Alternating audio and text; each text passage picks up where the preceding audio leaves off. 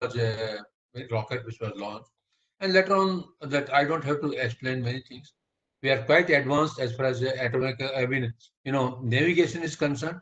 We are quite advanced, communication is concerned, and we are quite advanced in remote sensing. Constellation in the world. So I had a long association of 42 years in ISRO. So definitely I have to talk about ISRO. The last one which added into ISRO's arena was positioning, navigation, and timing (PNT) or navigation.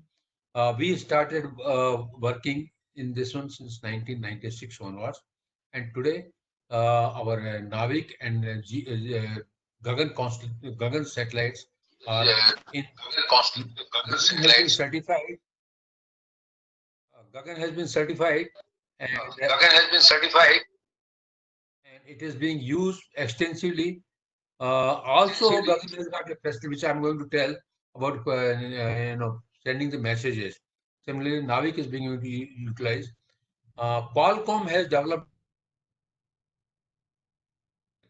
See, your mobile communication, or you say mobile handset or telephone, whatever you want to call it, has become a part and parcel of everybody.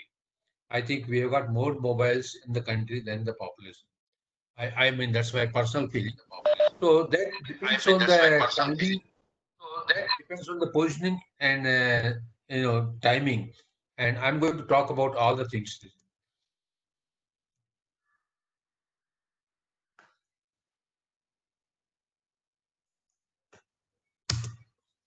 See, position, navigation, and timing. Position means you determine your location, and how do you go to that place is called navigation. And the timing is you have to synchronize your timing reference with respect to highly accurate and stable system. Nowadays, it's a global navigation satellite systems clocks. So all three, position, navigation, and timing, are used together with map data, other information, weather or traffic, for instance, in modern navigation. I would like to point out something which is not a part of my presentation. Just like I want to say, these all these things are used for managing so many disasters, including the present one, Corona. And presently, what being is done is that we are isolating the city wise, we are isolating the state, we are also isolating wards. But I personally feel if we use the GNSS things properly and map the data properly, we can isolate street-wise. So in that way, ward which is still very large in a place like Bangalore, Delhi, Bombay, we can isolate the streets. That will be much better. And GNSS or GPS or INSS or Gagan facilities can be utilized for that purpose. You see, I would like to go a little bit of history of navigation. No, what has been taught or what has been written is by the Westerns, and they say that Columbus was the first person, Vasco da Gama was the another person, etc. But Phoenicians, Vikings, and Greeks were undertaking voyages and had navigation skills even 3,500 years back. Vikings were the first to land on a Northern American peninsula. Phoenicians claimed to circumvent navigated Africa with Red Sea, sailing via the Cape of Good Hope. Burning fire on mountain tops was used as lighthouses. Legendary lighthouse of Alexandria is an example of that one. Navigation, word itself comes from the Sanskrit, that is Nauka, Gati. Gati is velocity in Sanskrit. Now, nobody has written anything about in the modern history about the navigation activities in Asia Pacific region. Chinese, Arabs had undertaken a lot of sea voyages. In Mohenjo-daro ruins, Indian subcontinent, one clay tablet was found which depicted a boat. Indus Valley civilization, which was the part of Pakistan, some part of in India, in Gujarat, Haryana, Rajasthan, do show that perhaps a successful business existed with Romans, Babylonians, and Sumerian civilization. If some of you are from Gujarat or happen to go to Ahmedabad, I would advise you to go and visit Lothal. It's 80 kilometers away from Ahmedabad. I have seen it. There, the dock is, I mean, it's all surrounded, but the dock which has been excavated and put it there is of the size of the modern dock of Visakhapatnam. So it means Indians had a big, I mean, fairly big uh, ships at that time, and of course everything is covered by now only a small river flows from there, which goes to the sea. Uh, Now another thing is most if you, some of you are Tamilians, you must be knowing about Tamil Siddharth. So the Bonar went to China via sea route. Even he is supposed to have designed an aeroplane and lived in China as Lao Tzu spread Taoism. He is attributed to have great navigational skills. All these informations I collected from the translations which were done by a Canadian, Marshal Govindan, who stayed in Tamil Nadu and learned classic Tamil and talked about Tamil Siddhas and the navigation skills.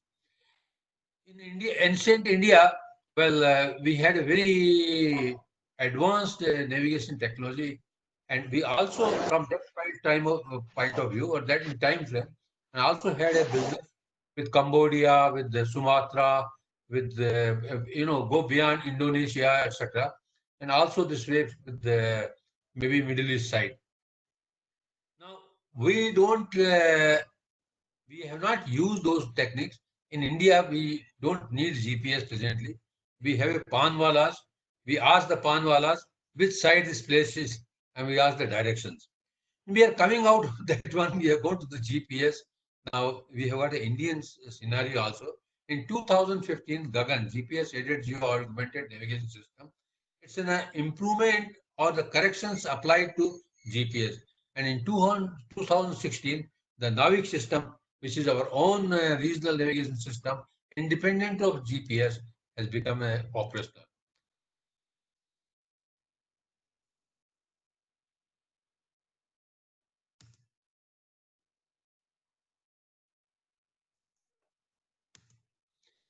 Now, why there is a PNT is needed? For immemorial days, man or his own move needed information about his position, route, navigation. It became more important for sea voyages. Now, I would like to tell you a little bit, go into the history. On October 22nd, 1707, Admiral Sir Cloudesley was returning home victorious from Gibraltar over French forces. On the foggy night near the Scilly Island, UK is all surrounded by the sea and a lot of fog around it. There was a navigational error, and Admiral thought that was the place to land. And there were a lot of rocks, and the wind was there. And all 2,000 sailors died there. There was one unknown sailor, a member of the crew, who claimed to have kept his own reckoning of the fleet location. He went and told the admiral that you are at the wrong place. But the admiral did not accept this one, and the sailor was hanged for mutiny on the spot. That was the rule of British Navy at the time. Since subversive navigation was an inferior was forbidden in the Royal Navy. Minutes after, 2,000 sailors died. And there is a history about it. Perhaps persons can go and read about it in the net. Now, after losing 2,000 sailors, officers, the British Parliament passed a famed Longitude Act of 1714, in which the Parliament promised a prize of 20,000 pounds. Who can find out the correct position of how to find out longitude? Now, let me tell you one thing, that latitude can be find out with the stars, North Star. There are many places by which you can find out latitude. Longitude, it depends on the time, and there should be a referencing great circle. And from there, you can find out how much you are going east, how much going west. And you should have a standard timing. Now that timing at the time, what they were using was the water clock, time clock, and maybe a pendulum clock. They were all getting affected by the atmosphere, by the gravity, and by humidity, and they were not accurate. And also, I'm going to tell you that there were a lot of time meridians were there. Uh,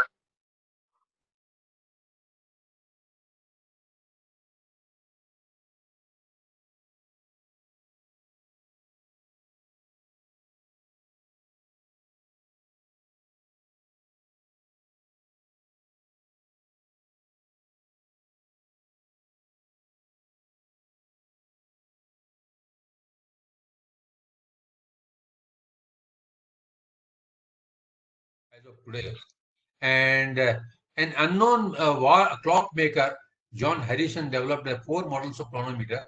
in 1764 submitted the final chronometer, which only lost 1 second in 24 hours. And he demonstrated all these things in the present Greenwich area, where there was a Royal Observatory. There is another history about the timing, where what Sir Newton I'm said. sorry, but the PowerPoint is not there. PowerPoint is gone. Sir, we lost your screen share. 1 minute.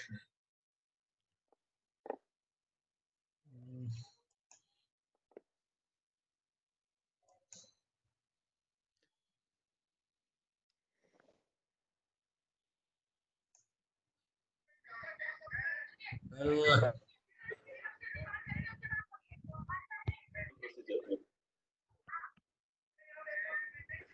In the meantime, request all the participants to go on mute and turn off your video feeds while Dr. Pal is bringing up the slide decks.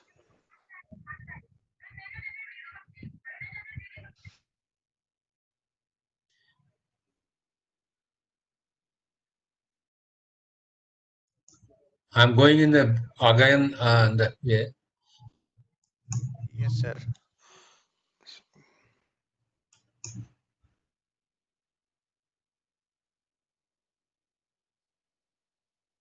It's that's all. The way you have done beginning. Seeing the share thing here. You have to see top. Share your Sharing. content. Yeah.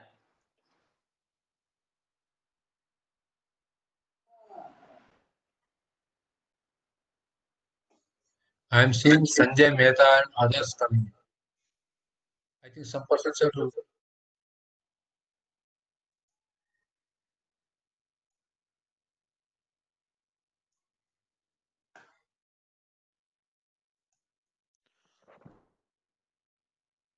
You can probably disconnect and reconnect. Will that work? Coming. No, sir. Still, it is yet to come. But don't disconnect. Otherwise, It's coming. no, sir. Still, it is not coming.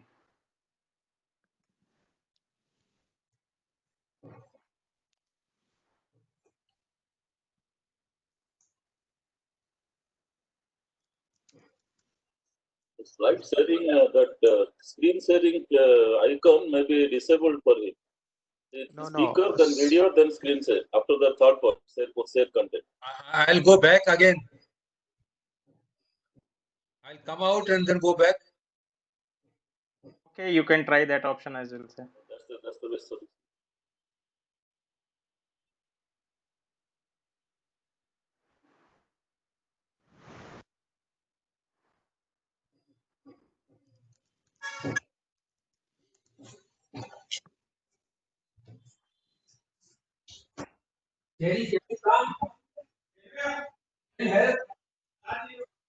अरे यार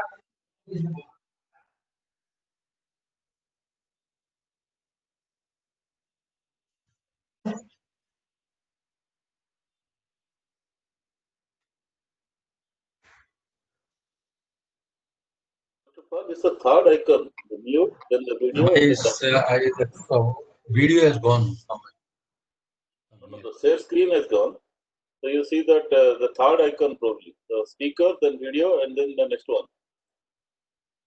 These are the PowerPoints. Share content. That one should work.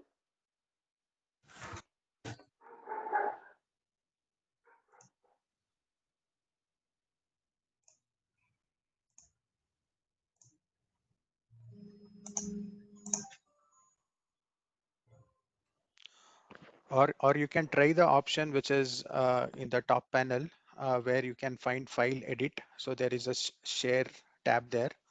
From there, if you can click that and do a share content, it should be taking to your presentation. Share करो.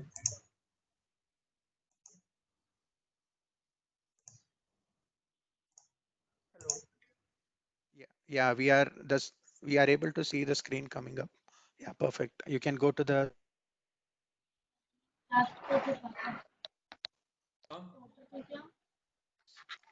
We are seeing the ancient India navigation and current scenario slide. Yeah. Yes, sir. You can go ahead now.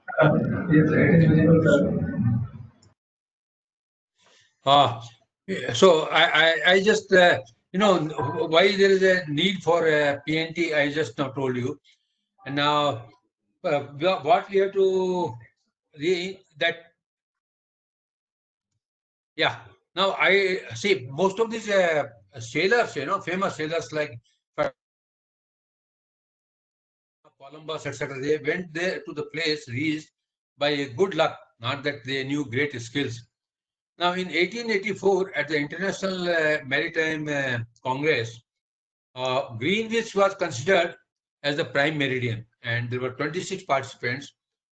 And until 1911, French had their own Paris Observatory meridian. That was almost 2 degrees east of Greenwich. Most of you must have seen the movie Da Vinci Code or read the novel also. There, that prime meridian, the Paris meridian, is mentioned. It is interesting to note that even Indian system had its own meridian passing through Ujjain, and our all calendars, Indian calendars which are made, they use that one as a prime meridian. It means we knew about meridian, etc. Since earlier itself. The latitude was determined by the position of the stars. For longitude determination, time reference was essential, and that was provided by the John Harrison's chronometer. Now, before I go into details, let me tell you that this is the slide which you see. It's from here how we started with the Chinese hydromechanical clocks, then the Greek clocks came, and then John Harrison's clock came in 1764. The free pendulum clock came where the compensation was applied. And the quartz crystal was the first thing which came somewhere in 1945 or 1900, where things really started working. Then cesium clock came, rubidium clock came, where the timing accuracy 1 into 10 to the minus 11, minus 12, minus 13. Now today we have got mercury, iron traps, and hydrogen measures. I'm going to tell you that India uses hydrogen measures, India uses cesium clocks for its own system, and then optical ion traps. That's the ultimate, which gives the accuracy of 0.1 picoseconds. See, as our data rates increase, our requirements increase for our data transmission clocks, etc. We need to go for a higher recording, a higher timing standards. Start going.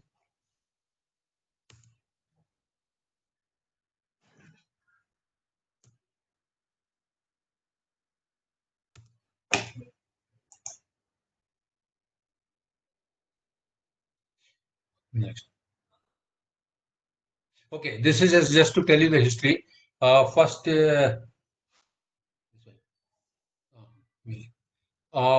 Egyptian groma, the Egyptians were using groma. It was like a cross staff, okay? And then cross staff was used. Cross staff is the old timers. I don't know how many of you is there. Maybe Professor Raghavan will know that we used to use a teach, in a drawing, and it was cross staff was like this only. Then the astrolabe came. There was a traverse board which was used for date record. Clocks were used, which were water clocks or the sand clocks. Then the rope and a wooden piece was used for that purpose. Then the compass came somewhere in 1500, 1600, and the chronometer came in 1764. Then sextant came, compass came, and by 1935, radar came into picture. And in the 20th century, radio communication started. Lorand was another network which was used for navigation purposes. It was giving a hyperbolic positioning. And Lorand, somewhere in 2014-15, it was stopped working. Then VOR came, the transit and GPS, and that came somewhere after the transit satellite. Actually, you can say that after 1957, when the Sputnik was launched, it was the thinking that why not we go for the satellites for navigation purposes. Now, I want to show that this is the Greenwich passes. This converts changes into east and west hemisphere. And in 1836, to synchronize whatsoever clocks were available at the time with the sailors, there was one red wall was dropped from and this is the Royal Observatory. And at 1 p.m. it was dropped, and everybody used to synchronize with their clocks. Similar thing is existing in Cape Town also. I visited the Cape Town and similar a red fiberglass ball is dropped there also. Now, when navigation system using satellites came, well, first is Sputnik was launched in 1957, and one interesting it was heard 2-3 times. First time when the Sputnik was launched, okay. Then second time, of course, in our knowledge is when the World Trade Center was attacked. I mean, so when Sputnik was launched, Americans thought that there is a very classified information Russians are transmitting. So in this John Hopkins laboratory, John Hopkins University Applied Physics Laboratory, some two scientists were only watching that frequency response and the frequency, Doppler frequency of the first Sputnik satellite. Then they found out by Doppler, they can find out the position of the satellite. Then it was decided, if we can find out the position of the satellite, why not other way? That if we know the position of the satellite very accurately, why not position of the observer? And that gave rise to the satellite navigation. First, it was the Sputnik transit operated in 400 for compensating the ionosphere, and position was determined by measuring the Doppler shift of the radio signal transmitted by the satellite. SECURE was another satellite, was a U.S. Army's navigation and positioning satellite. 13 satellites were launched, and they were operational in 1969. They supported the U.S. Navy like anything. Then Skylon civilian satellite was launched, first navigation satellite launched by Soviet Union in 1967. Then SKIDA was another Russian satellite. Then Time Machine was another satellite which was launched by the Naval Research Laboratory. Code, that is CDMA code. And then, of course, in 1978, the US government decided that Army, Navy, and Air Force, all efforts will be put together. And Navstar, or the global GPS program, was launched in 1978. The GLONASS also came by the same time. Now, for satellite constellation, we need orbital heights which are 10,000 kilometers. Somebody will like to know why.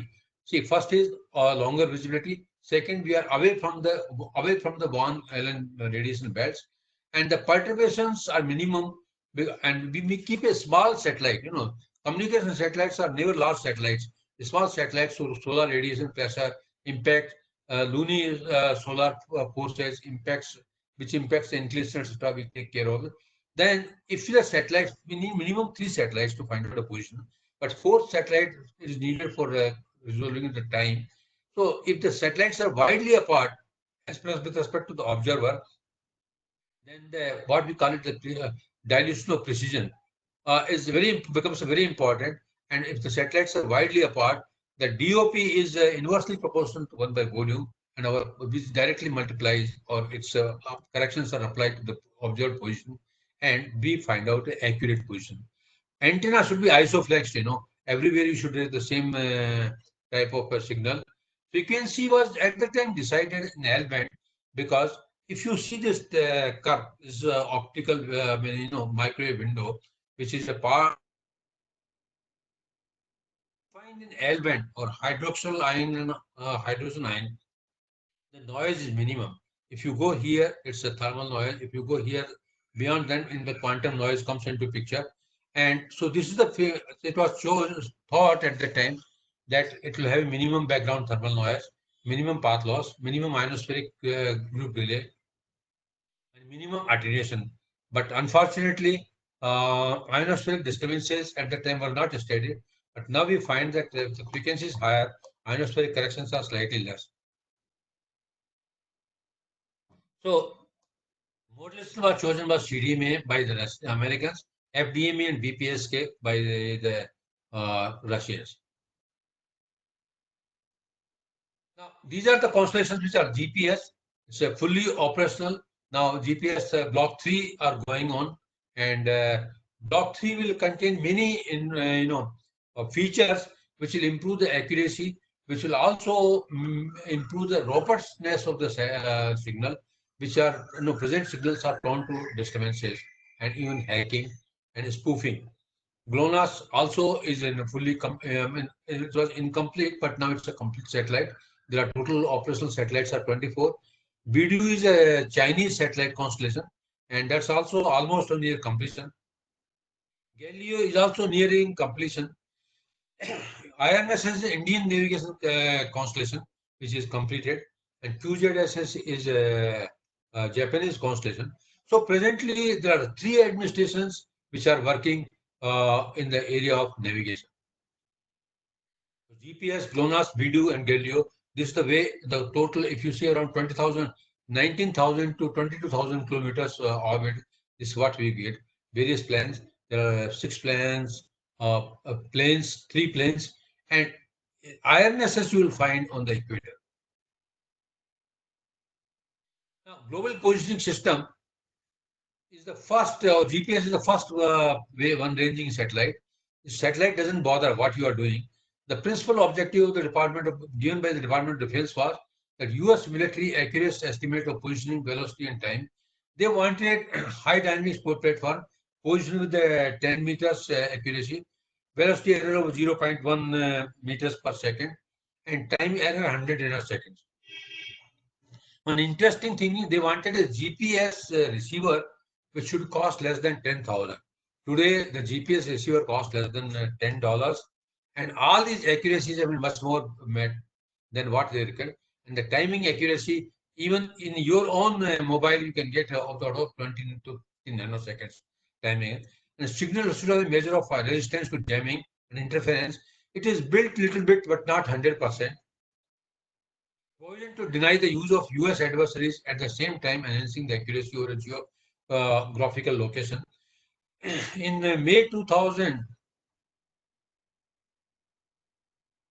US President announced Clinton that GPS will be available, services will be available to everybody unrestricted, but they kept they put a caveat that it can be denied to US adversaries. It has been shown many times that in the war and when there is a high tension existing in some particular area, that GPS services are not very accurate. But in Iraq war, the accuracy was increased for a period of 2 hours, almost to real-time accuracy was increased in centimeters, and that's why Saddam Hussein could be located. Indian GNSS paradigm, let me tell you, we started working in 1996, satellite positioning system.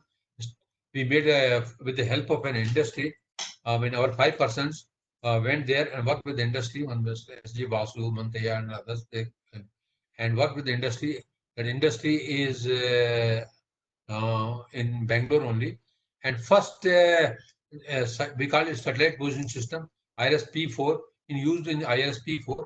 Why we had to develop? Because above 10,000 feet, GPS system or GPS receivers are not available to, which had a high G system, high dynamic system, and it worked. And we could find out the accuracy with orbital accuracy with 50 meters. Today, I was told that the orbital accuracy is 15 meters, and most of the time, the satellite position systems which are there on all low orbiting satellites of India are being used for computing the orbital positions and the position. And in remote sensing, it is playing a very important role. Satellite-based augmented system studies were undertaken along with the Airport Authority of India in 2000, formed in 2003. Technology demonstration was done in 2007, and final operation from 2009 to 2013. Gagan is certified for APV 1 to 1.5 in April 2015. Let me tell you, we have got around 180 airstrips in the country which can be used. But there are almost 450 overall airstrips in the country. Majority of them are not useful, and the government of India wants to do UDAN. Gagan can be used for that purpose. You don't have to provide any instrumentation that. December, January situation which happens in Delhi doesn't happen in most of the country. So Gagan can be used for that purpose. Gagan added with the IRNSS will definitely improve our aviation sector's positional accuracy. And IRNSS studies started in 2003. Project formulation was completed in 2006. First IRNSS satellite was launched in 2013. Constellation of 7 satellites was completed in 2016. There was a replacement satellite was also put. and first satellite did not work. It had some problems after launching properly. It worked for a long time, but it had some problems of clock. But the INS has got a unique feature of sending the position, information or to the sailors, to the fishermen, and we could send the messaging. So that's activity. And collaborative studies for efforts have been continuously undertaken for GPS, GLONASS, IGNOS, Galileo, and JAXA. We have got a good collaboration with them. Ionospheric and tropospheric studies were done. Let me tell you, the team with which I had an opportunity to work in ISRO Satellite Center developed a dual cell model of ionosphere, which nobody ever developed, and that was used in Gagan. And a grid-based model, which has been used for Gagan as well as INSS. So that way, India has done reasonably well in this area of navigation. India may become biggest user of global navigation satellite system or GIS, mobile survey, mining, fishing industry, aviation, road, rail transport, etc. Now, GNS receiver is used for compute precise orbit of low Earth orbiting satellites, all INSS, all remote sensing satellites, all scientific satellites. The major changes we had is very high velocity, wider visibility angle, frequency, memory, data corruption, auto recovery, 24/7 operation of many cells. And we also faced a problem of, what is called South Atlantic anomaly, which was solved very successfully. A specialized acquisition tracking algorithm, dual redundant dissimilar hardware, screening and spatial process are used to meet the whole challenges. GNS-based SPSR was successfully. It's become a part of all our launch vehicles as well as low Earth orbit satellite. Further, GNS receiver is used in the PSLV launch from C18 onwards. Now, let me tell you how the position accuracy is improved in meters and number of sets. See, if you see somewhere in 1998, then we had a position accuracy of 100 meters. Okay. And, 6 satellites could be seen. Now, if you see this red curve, the position accuracies, standalone accuracies are coming almost 3 meters. And the number of satellites which GPS, any receiver can see is 21 or beyond. That's the scenario of 2016. So the accuracies are increasing.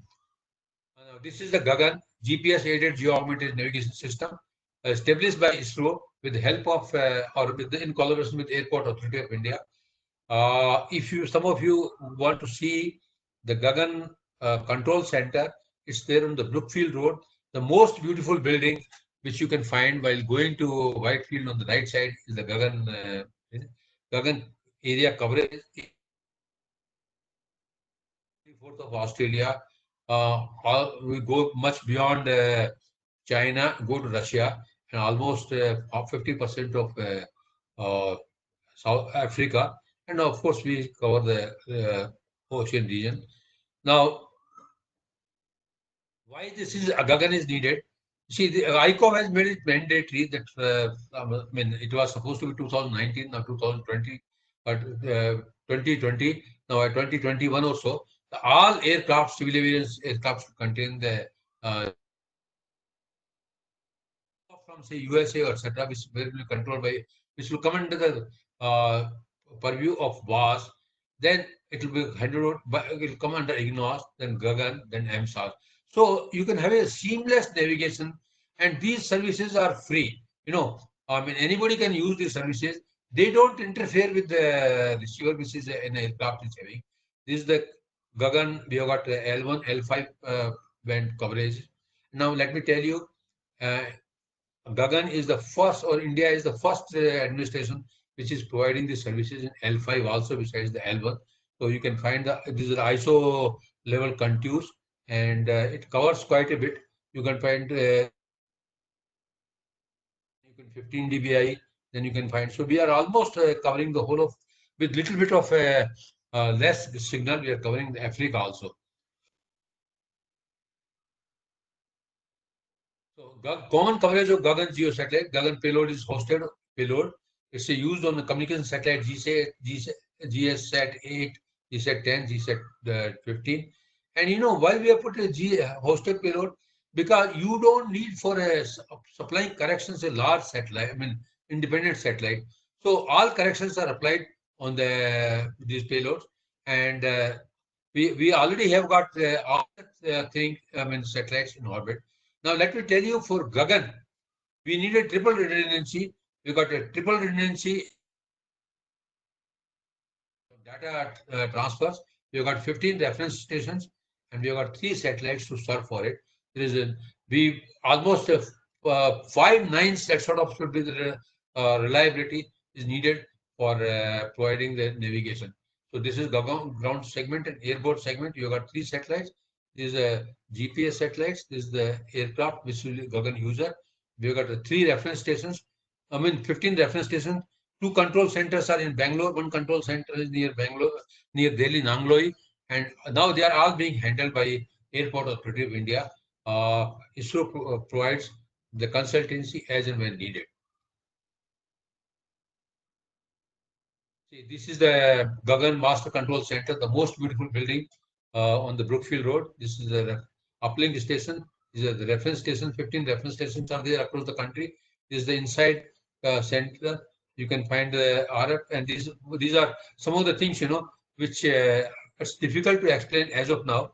We also had a certified SBAS receiver, and this I want to show you. Some 24-hour plots were taken long back, but they are still relevant. See, the red one is a standalone GPS position, while you can see the blue one is the position given by the SBAS receiver, Gagan receiver, and where we are within the accuracies of 5 meters, standalone accuracy. So, the objective of Gagan final operation was to realize a certified operational SBAS for all phases of flight path for the Indian Flight Information Region. This is the IFR of Indian region. But Gagan services can be used by our friendly country, like, friendly neighborhood, including Pakistan, part of China, Bangladesh, Burma, etc., because we cover all the things. But this is the area where we give the accuracies or APV 1 and 1.5 precision approach over Indian FIR. Officially around 85 to 88% of the time, but we almost 100% of the time we provide the accuracy which are promised for it. You can see the green area, etc., which shows that the availability of the Gagan system is almost 100%. Of course, and this is the you can find out the positions. These are the positions which are there without error corrections, but these are the positions which are with correction. This is the availability, which is almost 100% on 24-hour basis. And RNP01 was certified. This is available. We have met all the requirements. APV1 1.5, we have met all the requirements. Gagan has been certified by Director General of Civil Aviation.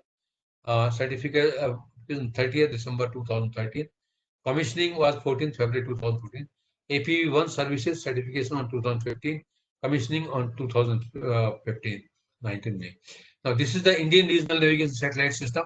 Since I told you that we can be denied the GPS services, it was decided by the in India or ISRO that we can have our own constellation.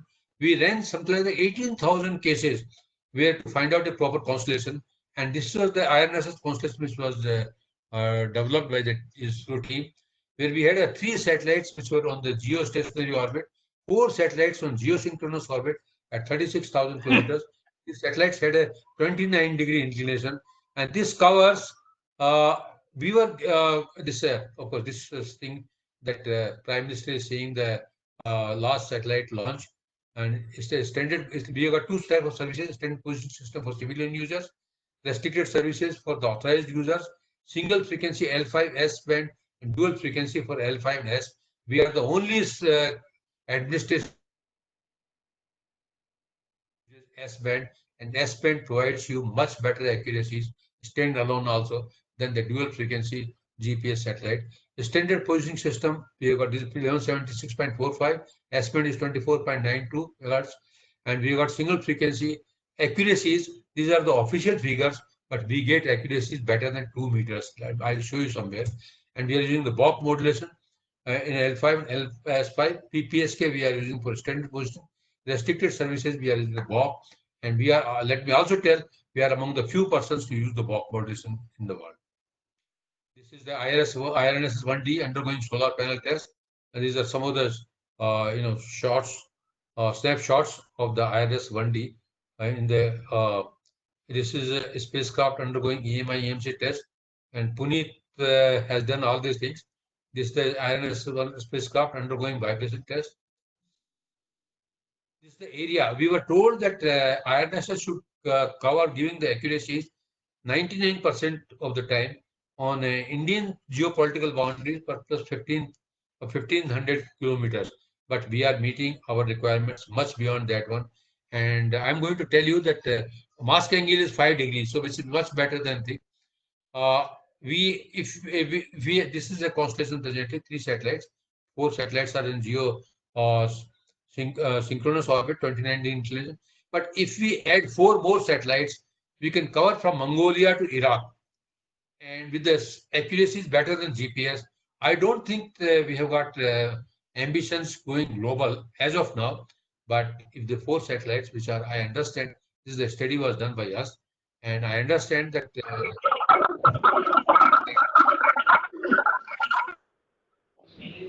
much better. We'll cover from Mongolia to Iraq, and we can go to part of Europe also, Eastern Europe. IRS signal plans, we are see, if you see all the things, you will find that L-band has been completely occupied by others. That's why we had to go for S-band, and we went in L-band for our L1 thing. We are going to L5. We are going to add L1 in our IRNSS with the BPSK code, which is interoperational or in with the GPS. We are going to have the same type of signal in the future satellites, and the codes, restricted satellite code also, services code also will be changed. So we are among the few nations which are using it. This I want to show that if we don't have a ionospheric signals like this in accuracy, but with ionospheric corrections which are developed by ISRO Satellite Center or URS team, we get the accuracies much better than anybody else can think out. And these have been used in L5 region. I also want to show, these are some of the old slides, but you can get accuracies much better than standalone accuracy most of the time, better than 5 meters with the IRNSS. Now the IRNSS timing facility we have got, it's in there near Ballalu. It is generated using hydrogen lasers, cesium clocks, and we also got a reference station, 4 CDMA ranging stations, because you need the accuracy of the satellite positioning better than a meter. Or okay, and for that one, the navigation, Indian Regional Navigation Satellite Timing Center is a network timing center established in Ballalu, and we are. Well, officially, it's a 25 nanosecond is the accuracy given at any standard time, but I understand we are getting better than 10 nanoseconds. IRNWT, which is a IRNSS network timing system, is normally delivered by the primary system, and it is delivered by the redundant system in case the primary fails. We've got the triple redundancy in this one case also.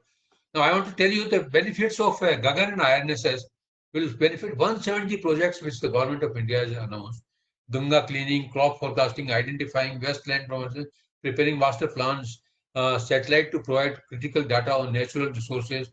Then I also want to add you disaster management, be it's earthquake or cyclone or like a what do you call it, pandemic like corona.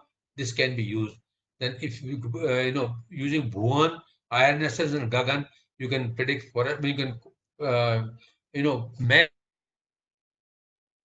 cover monitoring, GIS-based geomorphological mapping, mining, mapping of protocol areas, total information systems, etc. You can do, and feeding the flagship program of visualization, water body management, traffic control, disease surveillance, micro and mini irrigation projects, micro and mini farming, weather and ionospheric.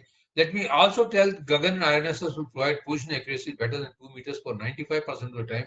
It can be used for all defense applications where positioning and timing accuracy are very important and you cannot use GPS. This is a Navik, various applications are there. in planning, etc. But you can see some of the thing. We are also using the GPS or Navik or Gagan can be used for synchronized. Grids are synchronized with GPS, but experiment has been done with Navik, and the results are very successful.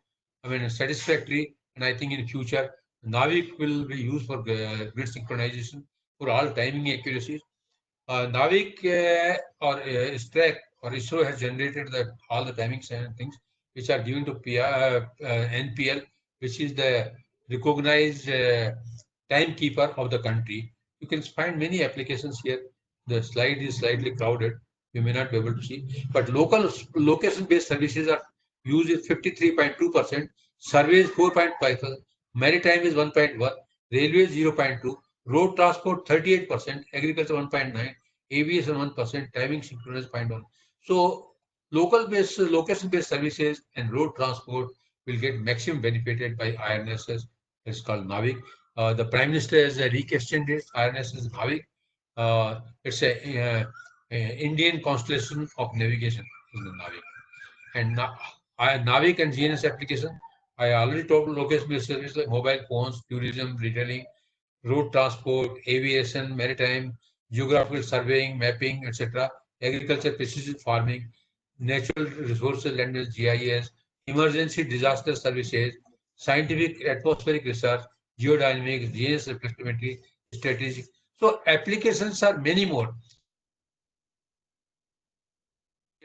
India has done very well in satellite navigation, satellite communication. There is a synergic applications for governance and the development in this case.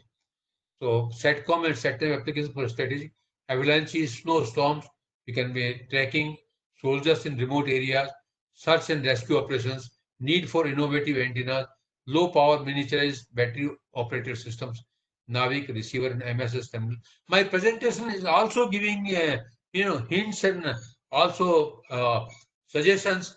If some youngsters wants to do something, IRNS is the best thing.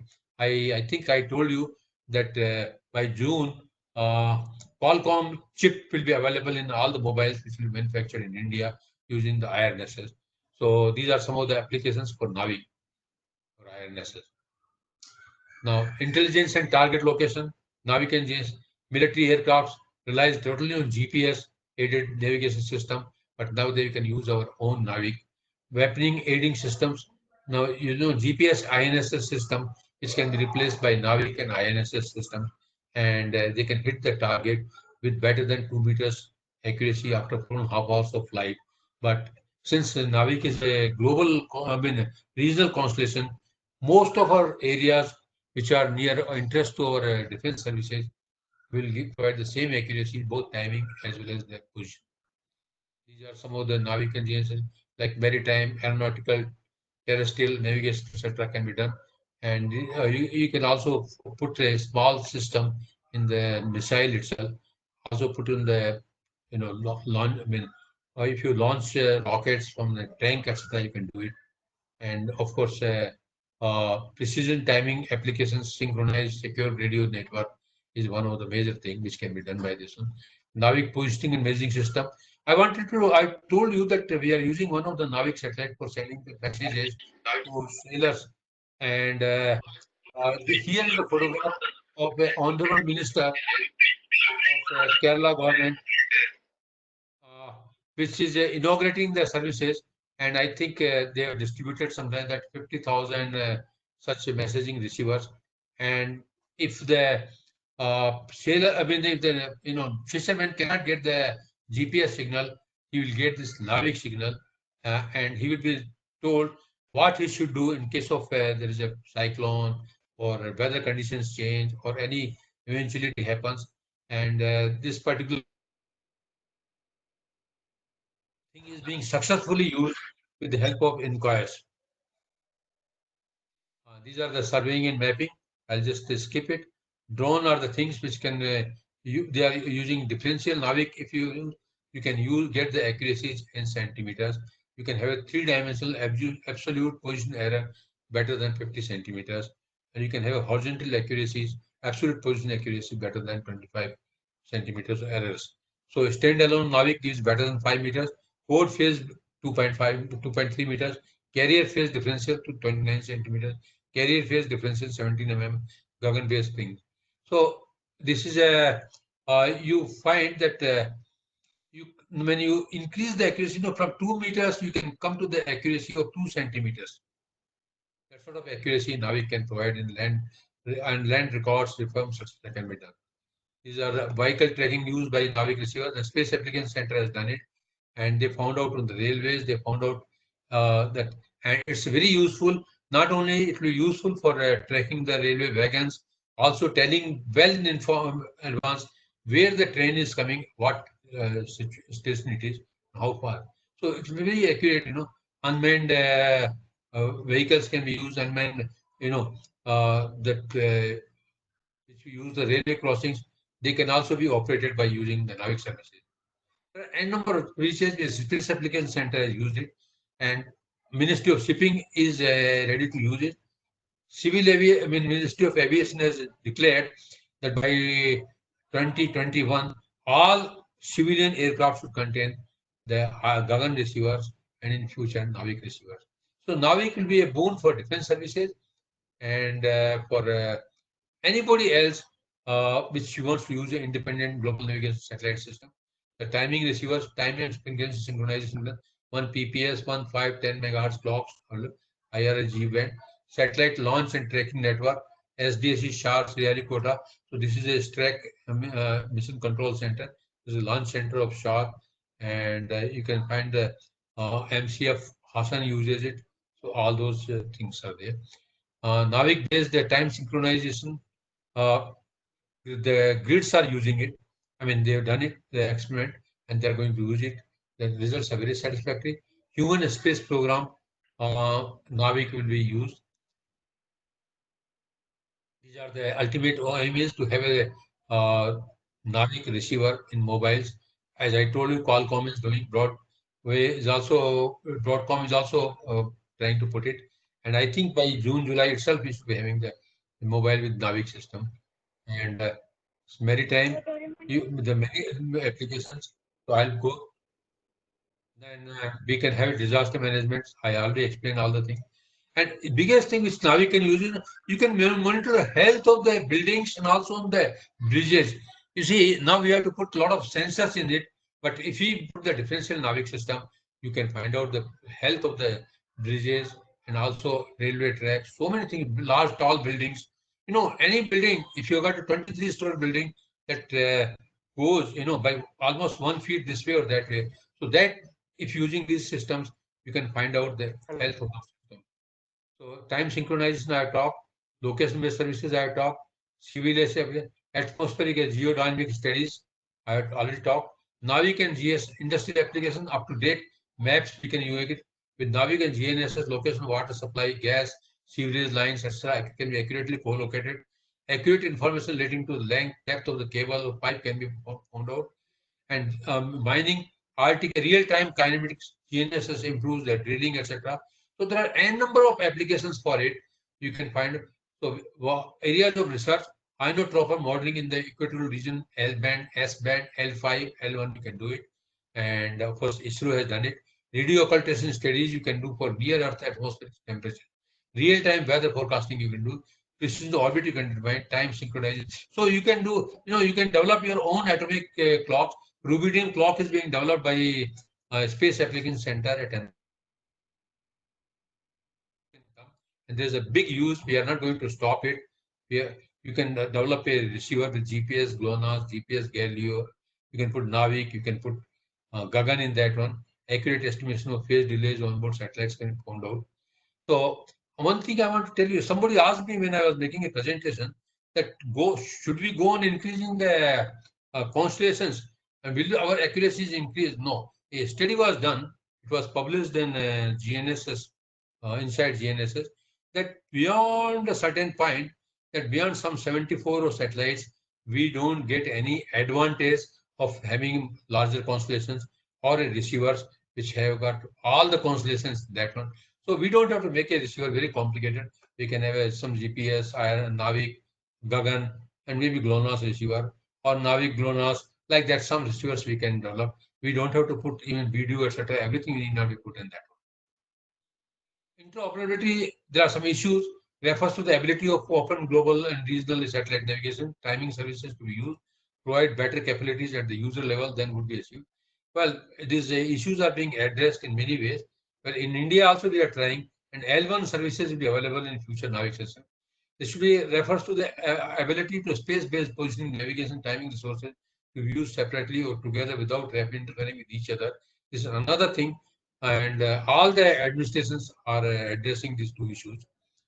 Uh, well, I told you already, Indian rubidium clocks are being developed at Space Application Center. I think so. There are 3.6 billion GNS users in 2014. 2019, it was 7 billion.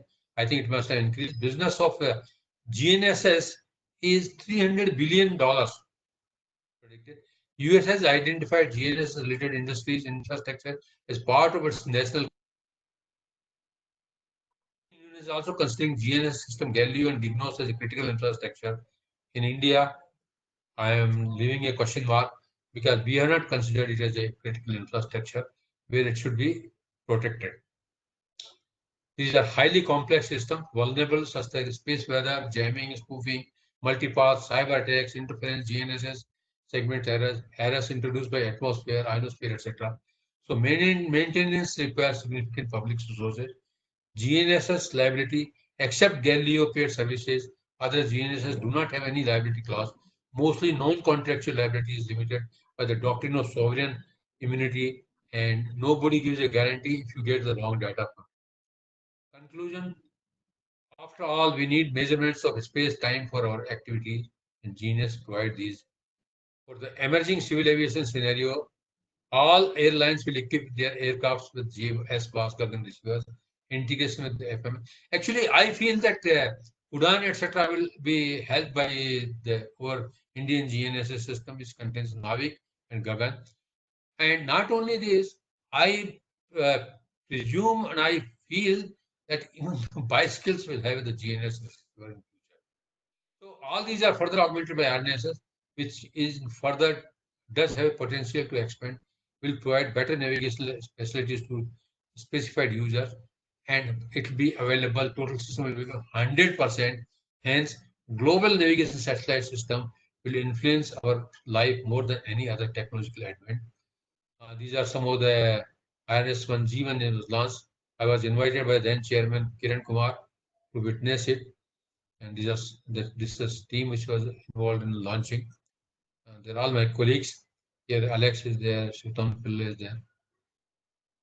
So I'm acknowledging the inputs received from Space Application Center, URSC, ISRO headquarters, Airport Authority of India, and all the data which I have given is published by GPS Galileo. I've given a lot of lectures in Stanford University, Johnson Space Center, proceedings of ICG and other meetings of USA and Vienna, which I attended.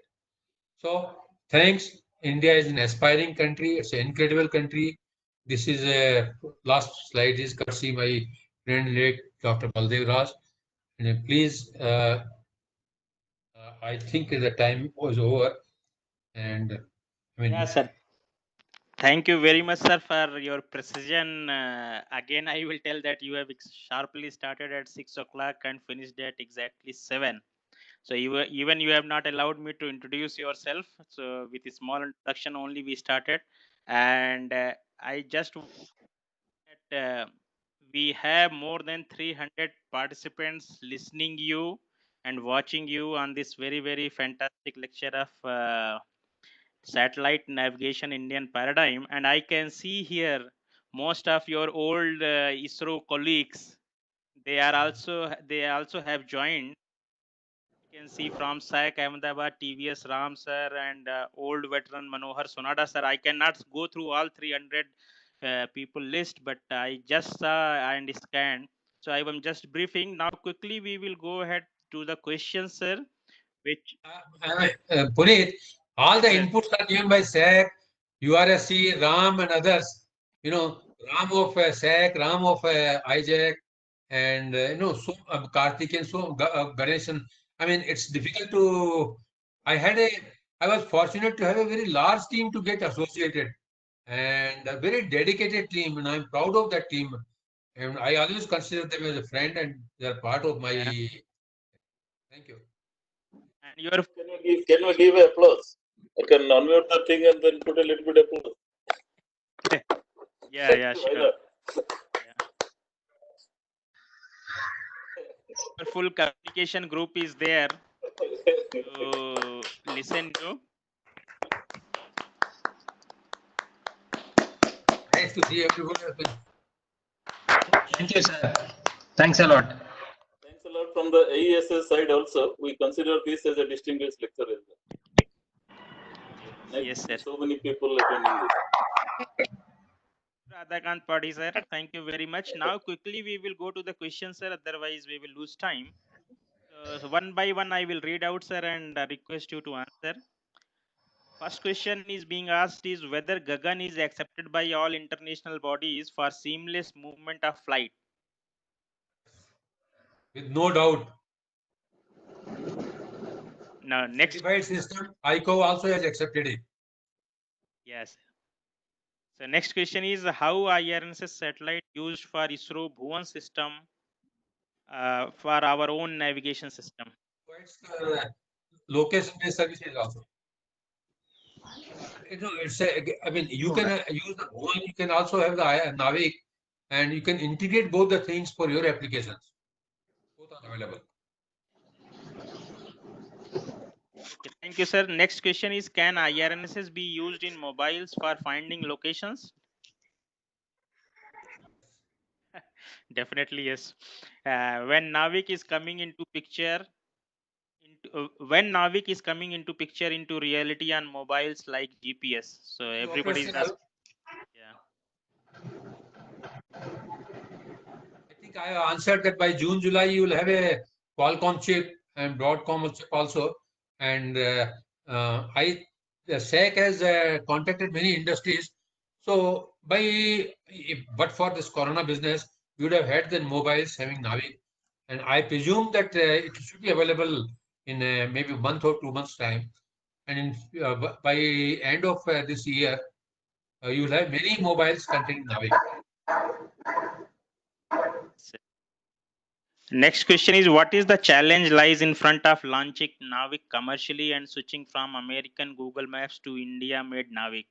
I think you have answered partially, but still you can add, sir. This question is not very much relevant because Bhuvan is almost replacing Google, and you can develop the applications using Navik location-based services and Bhuvan. Together, you can make it your own thing. First of all, let me tell you, we are not competing with the international bodies. Okay, our aim of ISRO has been to serve the country first. Country means so common man, the defense services, the administration. All in this.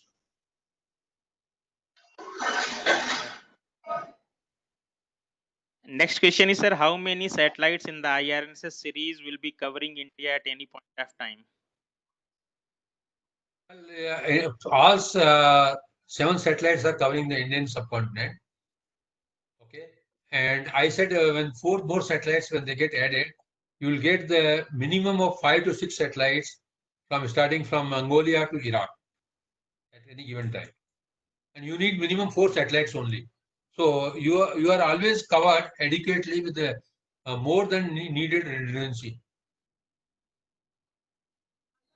Sir, next question is what are our plans for achieving higher positioning accuracies better than 1 meter in XYZ directions through IRNSS? I mean, you with this present system itself, I showed you can achieve centimeters accuracy. If you go in differential, you will get better than. I mean, you can go into sub-meters. So presently, these systems are there. The improvements will always be there on those things, and the code is being made very strong. Pipeline studies. You see, a operational system you cannot change. You have to have a continuity. Even GPS in modernization is having a continuity. So I'm sure that ISRO will also have a continuity, and at the same time, they will improve the things and new systems will be added. Yeah.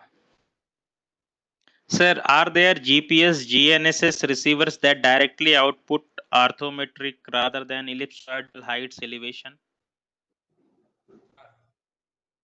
Available in the market. Next question is, IRNSS satellites can be used for controlling and monitoring for guided missile systems? Not controlling. It's a position, orbital, etc. IRNSS or Gagan or GPS does not control anything. Control, you can use, they are the location-based services, timing services. You can use those services. You have your own control mechanism. When you know the orbit, you know the position, you can have your own thing. So they can't use for controlling. Yeah. The questions are increasing, sir. Just 1 second. I will go to the next question. Sir, it is possible to replace GPS completely in India by Navik. Okay. You can use only Navi.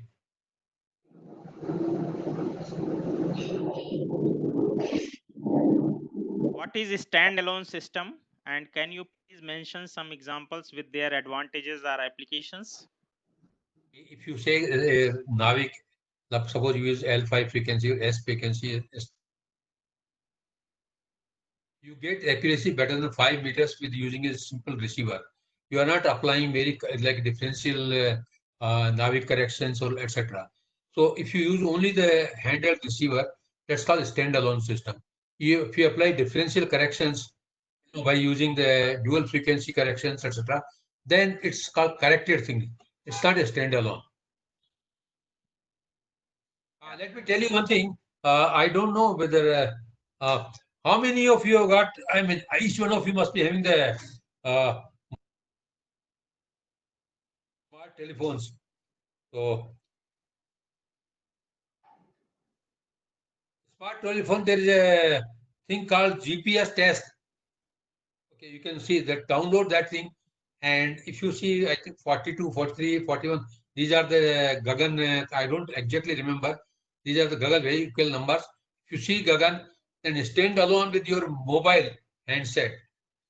You will get accuracies better than 5 meters. I have tried when I was in Pune, many times I was.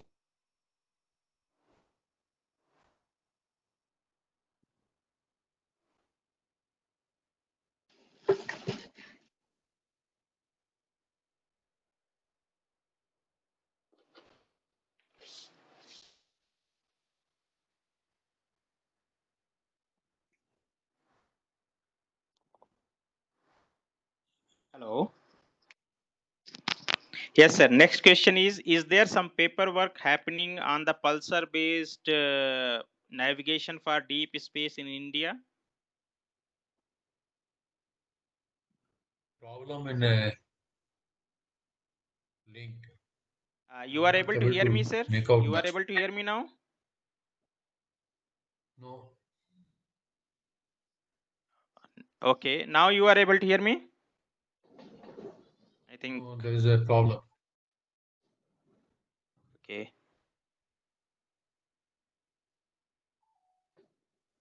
I will repeat again, sir. Is there some work happening on the pulsar-based navigation? And compile them. You can give me. I'll reply them and you can send them the email. Okay, sir. Thank you. Thank you very much, sir, for sparing your time. And I know during this COVID-19 time, but still you could find out and helped us in conducting this webinar where we can information from you. And I'm also thankful to all the attendees who have attended this program. You can see till the end of this question and answer session, there are more than 246 participants.